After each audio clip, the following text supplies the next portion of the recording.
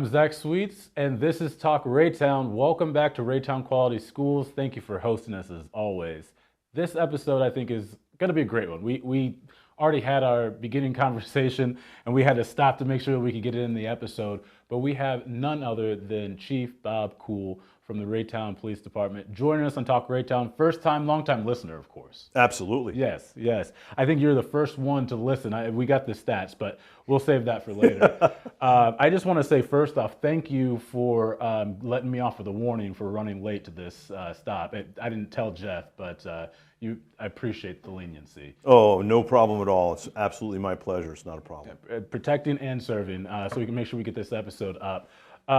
Without further adu, Chief Kuehl, you are the city's first appointed chief. Yes. Police chief. And we were just talking about what that means, and we'll get further into the episode and some of what we're talking about with the content, but how does coming into your role, you've spent over 30 years in law enforcement now, how does A, your career, but B, the being the first appointed police chief inform your work when you get up every day? Sure. I think that the reps in the trenches are never ending. I thought at one point in time I thought that I might be a teacher of law enforcement. Then I realized about 30 seconds later I'm just a student of law enforcement. Even after 41 years, I'm still a student every single day. I think the value of an appointed chief is that it allows the objectivity that comes with having to have complete transparency. And I say that as an observation, not a criticism of anything past, present, or future, or any elected law enforcement CEOs that are out there right now. But I believe for me, I have to be able to operate with objectivity and transparency, which means sometimes you have to explain things to people that they might not want to hear. And as long as there's a justifiable reason for it, I'm not necessarily looking to appease or please them, but justify how we do what we do and why we do what we do. And that objectivity of an appointed position allows me to do that. Let's step away from the objectivity. Tell me subjectively, why stay in the field 40 years in plus? What keeps you committed to doing that objective work? But for yourself, when you look at when you're juggling your life as an individual plus your profession. Well, people ask me when I knew that I wanted to be a cop, and I said, well, since I can remembering, I've just always known this is what I was supposed to do. And quite frankly, I wake up every day and step into my dream. I am fortunate and blessed to love where I was in Kansas City for 35 years, and love where I am now, where we raised our kids during those 35 years, and now I get to come here and do this. I wake up every day and step into my dream because I think that my priorities have never changed. And it was a question they asked when I interviewed, and I wanted to be completely transparent. I'm presuming they probably wanted to know priorities about what law enforcement was going to look like at Raytown, and I said, well, my priorities are God, my family, my dogs, and my career in that order, and they're non-negotiable.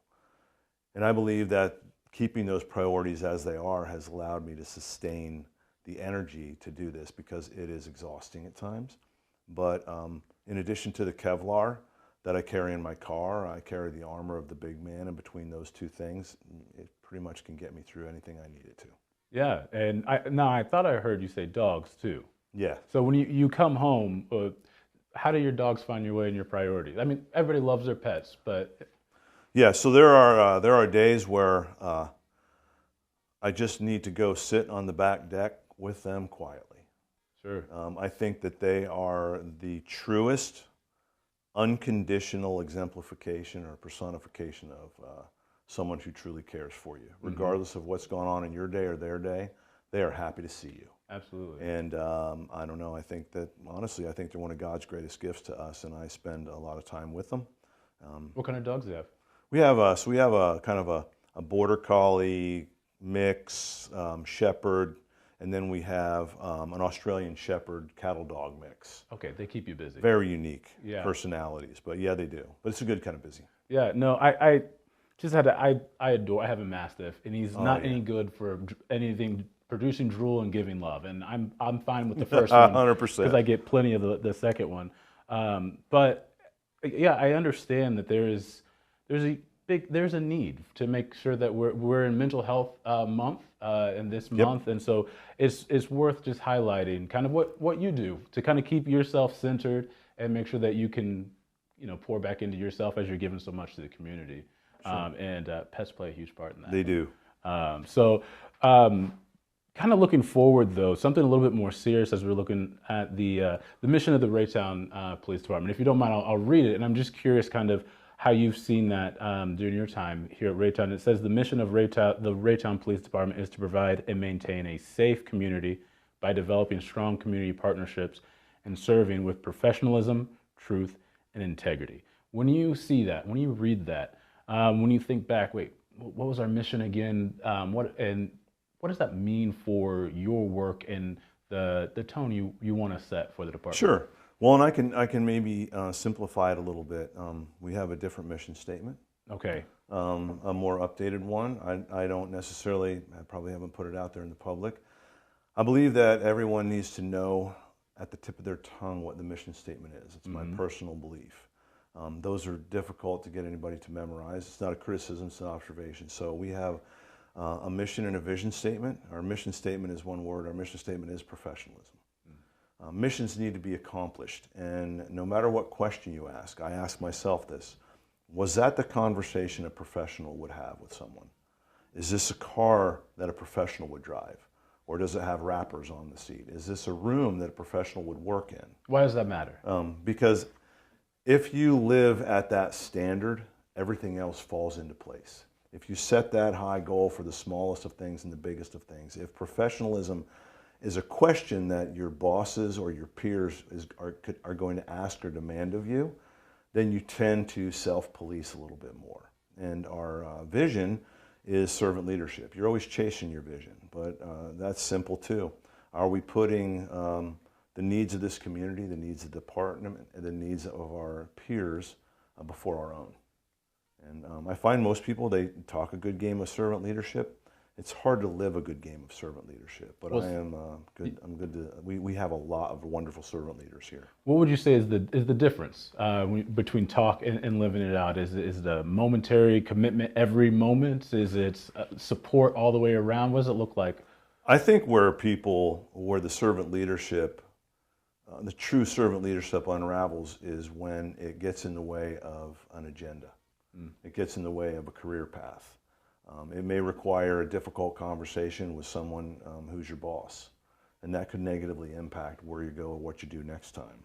A true servant leader has the conversation because it's the right thing at the right time for the right reason. And I'm not criticizing, but I find that we're human beings. Every one of us has a diluted version. It's just how diluted it is and how willing people are to have the courageous conversations.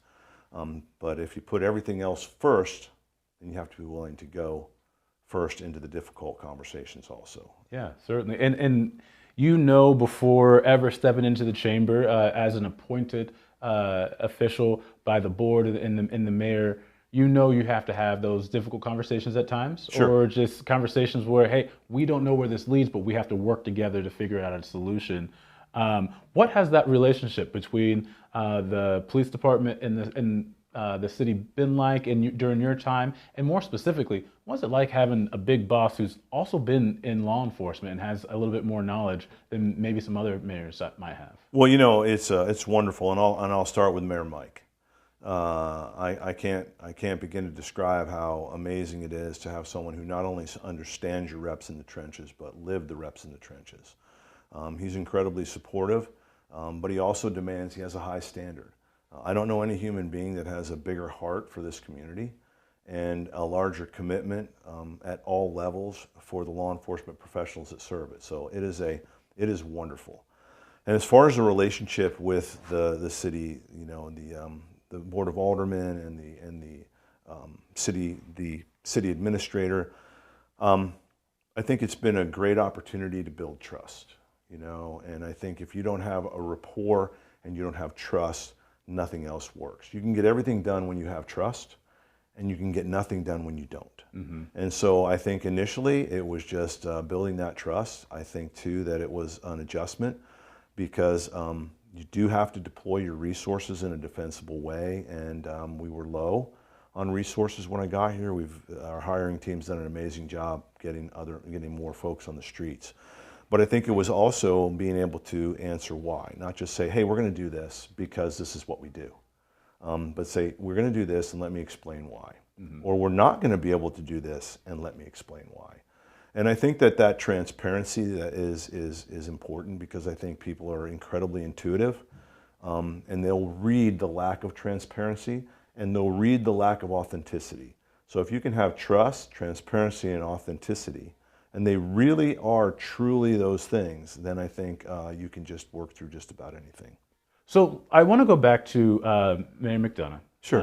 At the State of the City, he spent a couple minutes, as he does, talking about various parts of what makes this community. And he spent some time talking about the police department and law enforcement in the city. And I just want to read off a few things, because I think that these stats tie into what you were talking about being able to tell the story, the transparent story of this is why we can, why we can't, this is what we're seeing is happening, to then have good conversation and plans from there. But he stated that there were an increase of car stops by 248%, DUI arrests up 309%, physical arrests up 96%, and citations up 239%, and that's from 2025 to current statistics that he was citing. But I think also kind of telling the story, he was talking about all crime, he said, is decreased by 23%.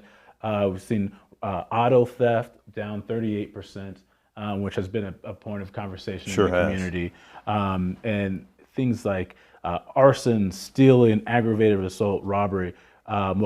Robbery, I should say, stealing and arson, double-digit decreases. Aggravated assault down 6%. What do those stats tell us? I think what Mayor McDonough was conveying is there's good work going on in the community. There's more work to do, but we're headed in the right direction. How do you think about those statistics? What do they mean? Are they just numbers, and so we can say, hey, look, we got a board, and this is what we can do? What does the department do with those numbers from there? Sure. No, I think that's a great question, and I think it's a wonderful opportunity to clarify for the public, because I know there's a lot of curiosity. The first thing I want to do is validate the numbers and their defensibility. We all know that statistics can be arranged, but I will say that I'm going to give him a shout out. Kyle Stoker is our crime analyst, and if you don't have a solid crime analyst and you're not looking at analytics of crime as a law enforcement CEO and your command staff, then you're missing a huge component. Kyle is an amazing resource. He has credentials that less than 100 people in the world have. Oh, wow. And so when Kyle puts numbers together, they are reliable and they're defensible, and they're what we use to deploy resources and evaluate the efficacy of our efforts. But what that speaks to with that precursor is, it speaks to the validity or the efficacy of what I'll call the trilogy. To do anything, you need money, manpower, and materials. If any one of those legs of the stool is weak or broken, the stool falls over. When I got here, the city was willing to help fund. Our manpower was critical, and they were willing to. They had funding available. We get them good equipment. We try to outfit them with the best of the best. Even if we have to, take away from something else, they deserve the best equipment money can buy. But you can't do anything if you don't have people to use the equipment. So over time, we had an amazing hiring team. It's incredibly challenging. You've all heard about the staffing challenges in law enforcement in general. No different here. I always say in this region, we all hunt from the same 40-acre field. I try to do a lot of outreach in different parts of the state because they're tied together. But as we progressed, from there to now, that speaks to our ability to move from a reactive police department that's 911 driven, because every department is at its core a 911 system driven entity. You have to answer and respond to the 911 calls appropriately. From there, with the migration or the tipping point, if you look at it as a fulcrum, is when you get more manpower, you can start to become more proactive. And when you get more proactive, you can start to generate numbers like that, because you're not tied to call. Because when they're going on the calls, I guarantee you that the officers see many things, because they're highly trained, intuitive professionals, that they would like to intervene in, they would like to check further, they would like to look at, but they have to go handle the call. It's the priority. As we reach a tipping point with more personnel, we're able to create, like we have now, 2 dedicated traffic officers. We have an impact squad that does a lot of investigations. They're kind of plug and play. They're amazingly talented, 2 amazingly talented individuals. We have a K-9 and we have a sergeant that oversees all that. So that speaks to the fact that the trickle-down effect from those car stops and those arrests, right? That is what directly impacts the crime, because the officers don't just randomly roll dice and stop people. There's a reason, and they have to articulate that reason, as they should. But they're pretty good at what they do. So it all sort of blends together and one plays off the other. But without that trilogy of money, manpower, and materials, you won't see numbers like that. The other thing is we, and I'm not saying anybody has, never lower your standards for the people you hire. Never lower your standards to fill a spot so you can say, hey, we have one more officer.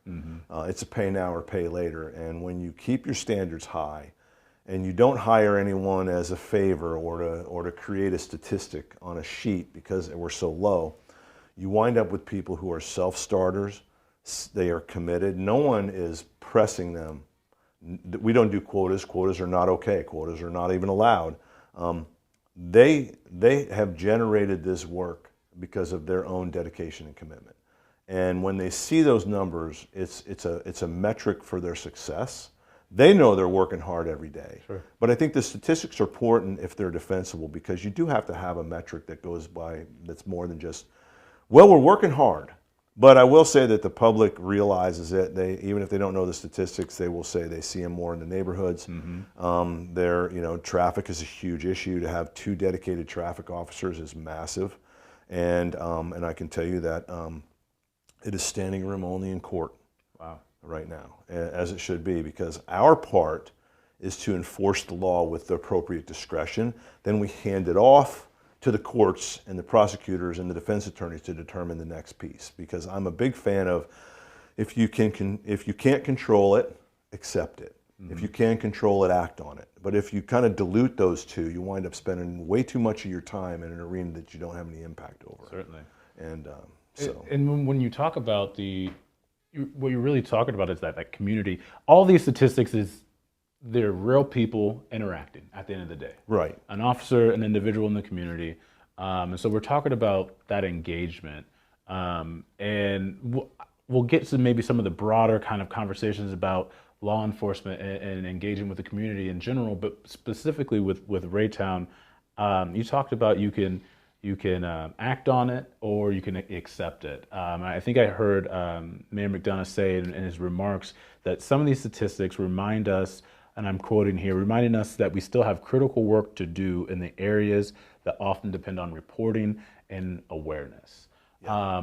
Reporting and awareness might not be the end all part of the Raytown PD's job. As you mentioned, is responding to those calls. How does reporting, I think, is perhaps a part of awareness, correct me, and how you think about that, but how does the department think about building that awareness, that trust, and that presence with the community? Sure. Well, I think every officer, every supervisor, every commander, and I know myself more times than I can count, we encourage and say, please, if you need to call us, because just to piggyback on this, and then I'll give you the guidelines that I give people about when to call, because that's a huge question. Sure.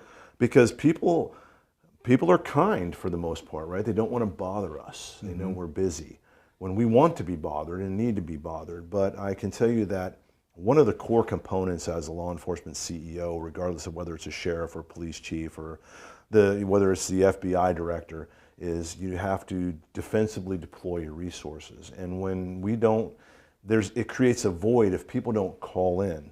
Our crime analyst does call for service analysis. So if we have a spike in calls in a certain neighborhood, that creates a hot spot.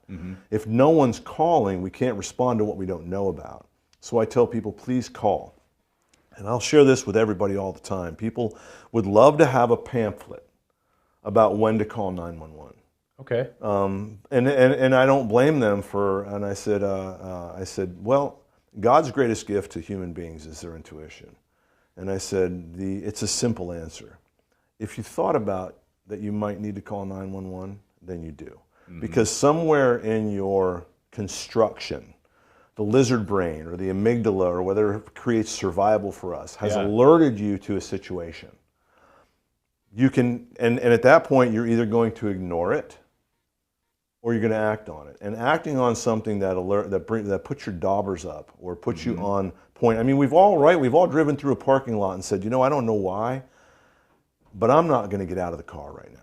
And so when that lizard brain speaks to you, dial the phone. No, I had, and I'm sorry I jumped in because I do want to get to that part about building that awareness and that connection with the community. But one of my my wife's best friends is an officer on the West Coast, and they were visiting, and I don't know what we were talking about, but I said, "Oh yeah, XYZ happened," and I'd never heard sirens. Like I heard something in the distance, and I was like, "But I never heard sirens. No one responded."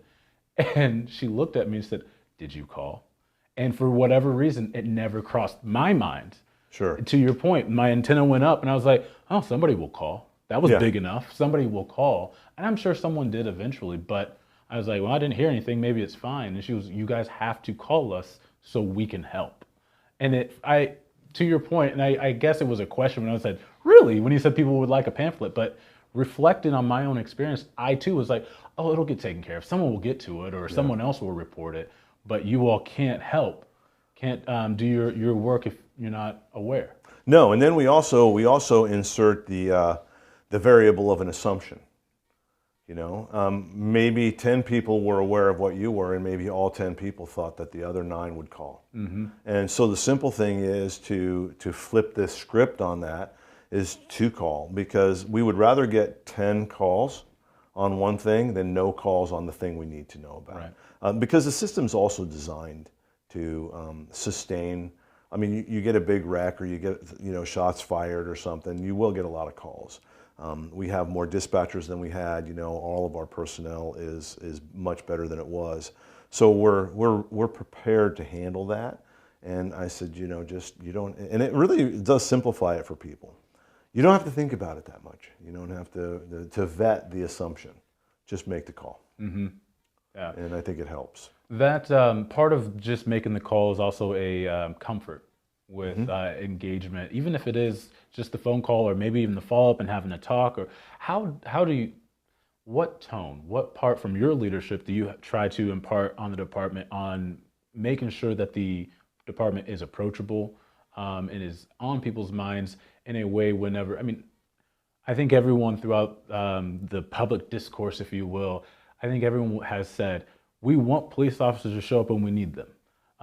And then there's additional conversation after that part. But I want to focus on most everybody wants to be safe, secure in their community. And that's part of the task for the police department. How do you kind of set that tone, or what is maybe you answered it with the professionalism. How do you really focus on that work to make sure that there is a give and take with the community and there's a level of comfort so that folks know, hey, there's something going on. I feel comfortable calling the Raytown Police Department. Well, I think it is partially answered there, but I think there's another layer. I think the other layer is the culture that you create. You can't really demand it. A culture, you can. I've always had the philosophy from a leadership perspective is you can thumb people into compliance, or you can inspire them to greatness. You will never thumb them into greatness. And so I think what you have to do is you have to create a culture that sustains itself absent your oversight. I have no idea in this moment exactly what's going on in Raytown, but I understand the systems and the culture that are at work. Because at the end of the day, I as a police chief, and I'll answer the question with more specificity momentarily, but I said, as a police chief, I'm not in charge of everything. I'm responsible for everything. The people that are in charge of everything need to have permission, and they need to have a true north or commander's intent set in the appropriate direction, and then let them get there. And what I tell them is every interaction is an opportunity to build rapport. When you build rapport, you create trust. When you create trust, you create comfort. And when you create comfort, then people, they feel better, right? Because people often won't remember what you did or didn't do to them, but they sure will remember how you made them feel. Absolutely. So I'm not a criticism of it. I'm not a big proponent of spending a lot of resources on specific outreach units, because I think every officer is an outreach unit. At the Quick Trip, when there's an opportunity to interact with kids. There's on calls for service. There's an opportunity to interact. If somebody just needs a helping hand or something, there's an opportunity to stop and get out, because they need to understand the human side of the people that serve them. And I think when you build that, it almost creates a momentum, because what do people tell them? What do people tell their friends and family about how someone made them feel? And if they have a positive interaction. And look, we have to, but you can do everything we need to do with respect, with integrity, with mercy, temperance, and grace. Yeah. And when you do that, you can still do everything you need to do as a law enforcement professional. But the way it makes people feel is different, because there's crime and there's fear of crime. Those two things are inherently different. Sometimes people will spin themselves up over fear of crime when the statistics don't necessarily dictate it. I'm afraid to walk in the park at night. Why? I hear there's a lot going on. Well, is there actually? Yes, it's actually one of the quietest parks in the city. So it's probably okay. Please have situational awareness. Please keep your cell phone with you. But I said, fear of crime will chase people into their houses, which is why it's important to take every opportunity that I get to talk to them. And if I leave myself in the strategic role that I should be in as the police chief, it affords me the opportunity to do that. No, I think that's great. I'll just, quick aside, just say I had a traffic stop in another jurisdiction, and it was very professional, but I didn't necessarily come away from that situation as though I felt like that person was talking to me as a person. They were talking to me as a traffic stop. I don't necessarily have anything bad or anything, but I think it is important. I walked away from that situation thinking to myself, how different would that have made me feel if I felt like I was talking to the individual behind the badge, doing their job, instead of talking to the badge. And I don't know if that resonates much, but that's just my experience on the other side of like, hey, we're all people doing our jobs. You stopped me for a reason. I don't remember if I was speeding or went through a yellow light, whatever it was. At the end of the day, though, I didn't come away feeling like I was engaged as a human being. And I think that's really important. And I think, to your point, that's kind of what people are wanting to feel. Because even if it is I don't feel safe, well, we got some trust, and I can tell you, hey, this area, we've worked this and everything. You can tell me that. If we don't have trust, I'm like, okay, whatever, he's just telling me that. Right. But there might be another level of acceptance and trust built from that. Well, and the badge and the person are not separate. It's kind of like, we live in a world with incredible challenges in the world of mental health. People say, well, just leave your baggage at the door. Right. That is how I kind of grew up in policing, right? Well, that is not what we do. We're human beings. We may say we left it over there, and then, I always tell people, they say, what's your biggest weakness? I said, everywhere I go, there I am. Everywhere I go, there I am. I try to take extreme ownership of things, and mostly they have to do with me. But you can have command presence and be in charge of a situation with temperance, mercy, and grace, and the badge and the person don't have to separate. In fact, it's much healthier not to separate them, because it creates stress to try to do that, and stress will cause your amygdala to hijack you, and you won't be able to think that clearly. Whereas if we can keep officers in a simple, safe mindset, and mine is simple. I don't tell everybody. I said, listen, if they recorded every bit of my interaction, would I be okay if my pastor, my wife, my family, the news media, and my boss saw every bit of what I just did? And if you keep that filter on, I think then it's sort of, because we all have days, right? Sure. We all have days, but we can't always control the factors that on the outside, but what we do have 100% control over is our response to them. And I think that's one of the things that creates an incredible professionalism in this industry, is an officer's ability to work through all of the stimulus and decide what the response is going to be, because that will always be our decision.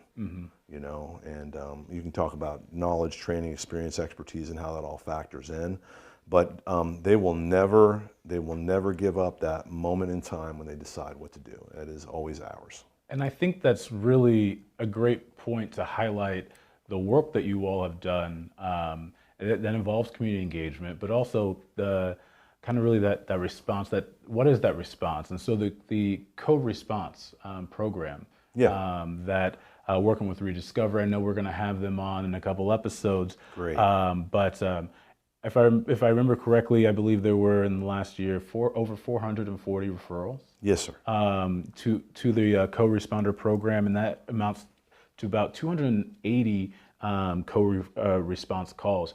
Can you tell us a little bit more about the co-response program, how that has benefited not only the community, but the work that the Raytown Police Department is able to do? We're one of four, I don't want to call them experimental, but I guess we're test driving it. It's amazing. I really, in my 4 decades, it's one of the most comprehensively successful initiatives that I've seen. Wow. Because we know about mental health. We know about it not only in our own ranks, but we know that probably 75% of our calls have a mental health component. And I think in pictures, so if you look at it the optic this way, we're 911 driven, right? And there's always calls backing up. So, you know, we go, we evaluate, we make the scene safe, we bring back a degree of peace, we determine if an arrest needs to be made, we clear for service, and we go on. What we leave behind us without the co-responders is all of the things that we need to help them with to prevent another call to come out there. Mm-hmm. Some of those things you said officers might notice, but they're on the Sure, call. they notice, they absolutely notice them, but they're, okay, we have a robbery in progress, we have an injury vehicular. And so law enforcement will never really have the time, energy, effort, or training to address those other circumstances. But we have 2 full-time employees. They're amazing. We love them. They are part of our fabric. They are employed by Rediscover, incredibly professional mental health system. And they are embedded in our department. They hear the calls come out. At this point in time, they just get up and go. They know by the tenor of the call, by the nature of the call, they'll just head to the call and they meet the officers there. Because I have never been supportive of sending these folks out as the first line, because they're not trained for that.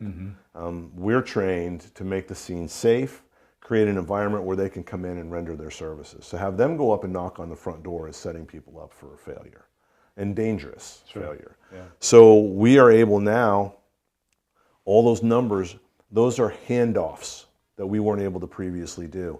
They get them services, they get them education, they set things up to go right for them. Everybody doesn't always take advantage of it. But our responsibility isn't outcomes, it never is. It's about process and effort that impact the outcomes. This is an incredible process and effort, and I will support it and tout it on the mountaintop as long as I have voice, because we see the difference and we see the comfort then when we hand them off to the co-responder and they're able to start addressing their issues. Can't get mom to the doctor, I don't know how to get back in school, we don't have enough food on the table, there's no diapers, there's no this, there's no that. You know, and between them and Sisters in Christ, who's an amazing entity, you know, through combat, we are able to get a lot of help out there. But I hope the co-responder program only expands. And the officers love it, they utilize it. I mean, they're never in the office. Okay. They're always out on calls. Wow. And I can't say enough about it. But we have a responsibility, I think, to do all we can where we are with what we have. And they allowed us to expand all we can with what we have. I think that you said the word expand. I think sometimes maybe when we're talking about how do we improve our systems and our processes, and we talk about law enforcement, it's an either or. Oh, we got to do this or we got to do that, right? We got to plug this in or just give them more equipment or what have you. But the expansion, the enhancement, hey, where can we also get some more, I don't want to say wrap around, but how can we complete the circle right. and make sure, and it sounds like to me, the co-responder helps complete the circle, whereas the police department has a role, but there is, as you said, a handoff to maybe other entities, other groups that can also help, and maybe that might reduce some of these other statistics if things like getting mother to the hospital or what have you can help be addressed and handed to the correct team. Sure, and we don't endorse crime. We don't ever Right. endorse that, but we also understand life.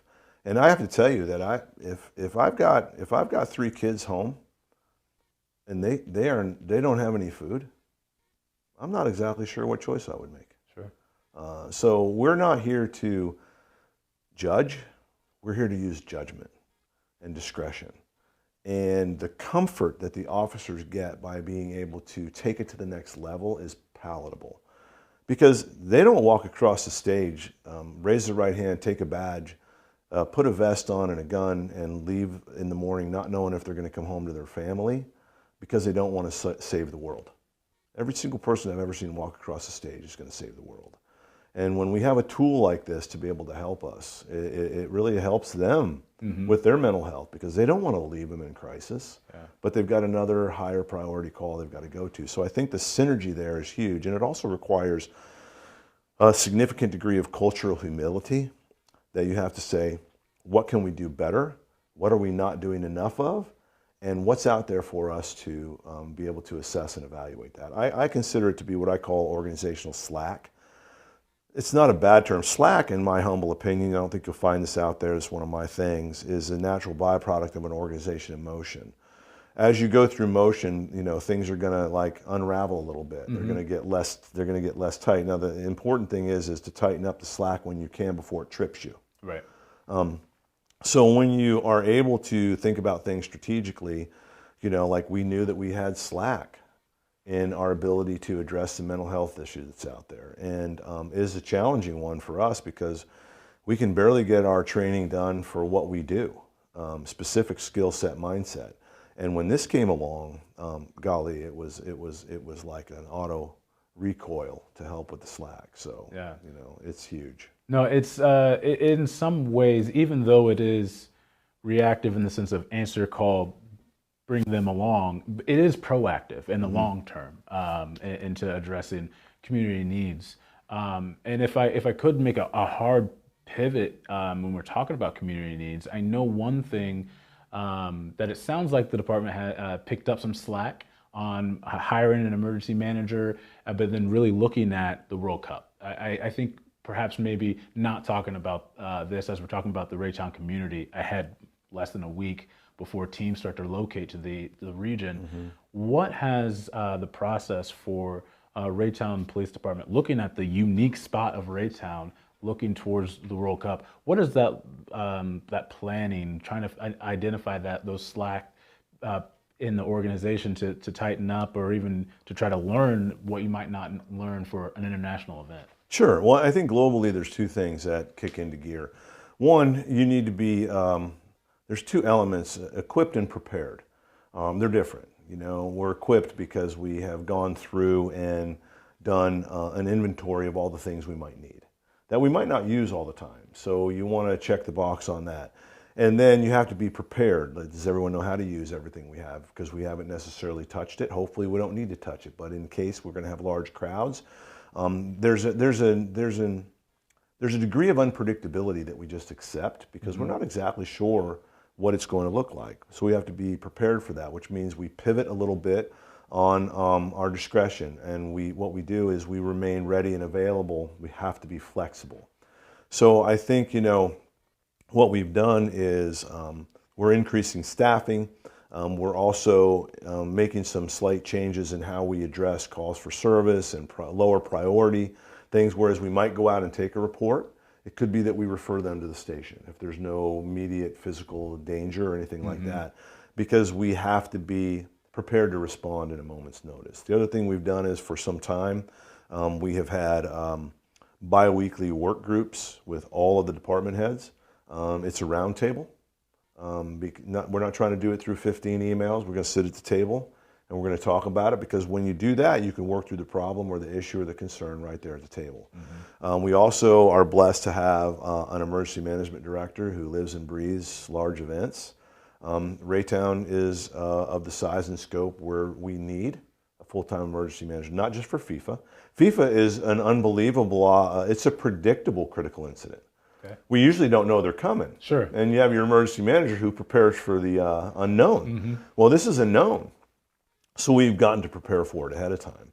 I think that when you talk about venues where you have specificity of exactly what's going to go on, like you're going to have a fan fest or you're going to have a game, it's different. Your planning is different. But when so what we have to do is we have to remain ready to do all we can where we are with what we have and be able to respond to what comes up. And I think that also kind of leaving an open-ended mindset, like we're not exactly sure where we might need to be for how long, for what. Sure. So we need to be prepared to plug and play wherever that is. And I think that we've been working on that mindset for some time. And I think that I think we're going to be prepared and we're going to be ready for it. And you're right. When you look at the stadium from your back parking lot, it's close. Yeah. And we have a lot of people from different countries with different mores and different rules and different values. So I think that the mindset has often also been instilled to, we're not going to allow people to create dangerous situations, but I think we have to be discretionary sometimes. And we already have a mindset of using good judgment, not being a judge. Mm-hmm. And I think that will apply. We've addressed the issues of the language barriers. Thankfully, technology helps us with that. Yeah. There's Google Translate. There's a number of other things. We have you can call and have the translation line if we need to. But also we've also gotten our officers educated on consular and dignitary requirements and things like that are different for each country. Certainly. But I think again, temperance, mercy, grace, and appropriate discretion, like it rules us every day, will rule here. And it's nice not to have to pivot to that. They already think that way. It's part of the operation. It is. It's part of the daily operation, and we're just going to remain more readily available for the unknown flexibility that we need to have. What would be the message then to the community that might be concerned? I mean, just you got an influx of people to the region. Am I going to be able to get across town? Wait, is somebody going to respond if I call? If there's somebody out there with anxiety, I'm worried about just getting to the grocery store.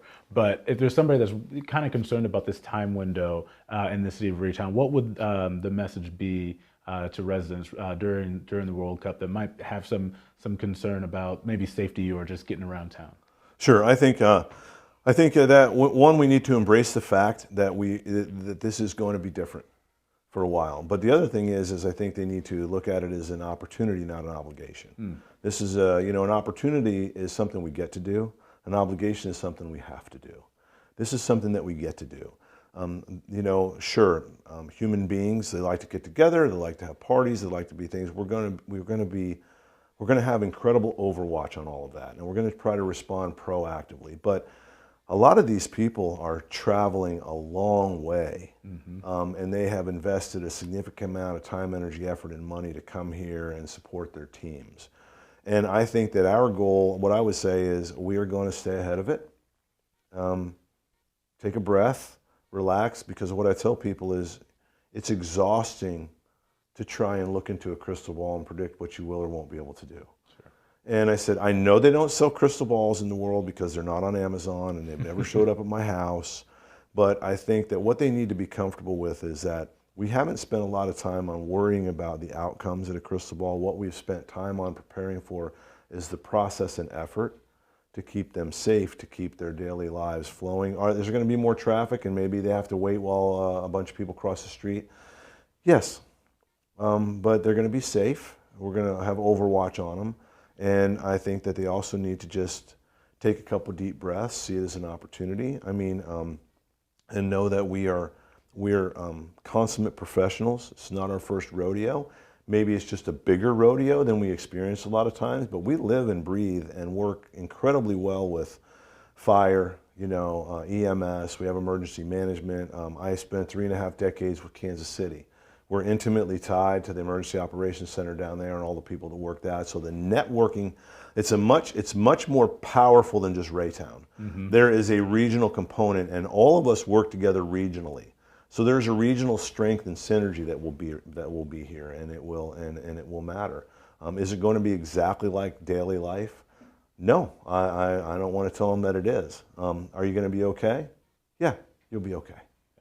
And, No, it's pretty incredible. I've had the opportunity in my role with Evergy to be at the Kansas City Emergency Operations Center during activations, and it's pretty amazing. Huh? It is amazing to see that not just KCPD, they're working federal, regional, state. Everybody's in that room to share information and to keep everyone safe. And I think the former director, Jim Keuhl, liked to say, a boring day at the EOC is a good day. It is. And so looking for plenty of boring days outside the stadium during the World Cup.